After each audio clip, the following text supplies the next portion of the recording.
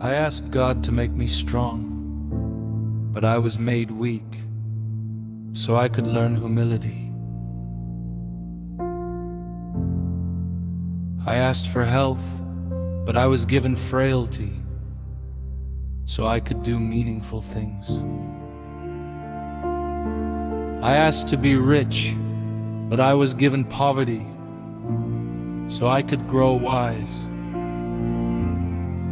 I asked for talent, but I was given insecurity, so I would remember my need for God. I asked for everything, but I was given life itself. I received none of what I asked for, yet I was given everything I needed. Of all people in this world, I am the most blessed.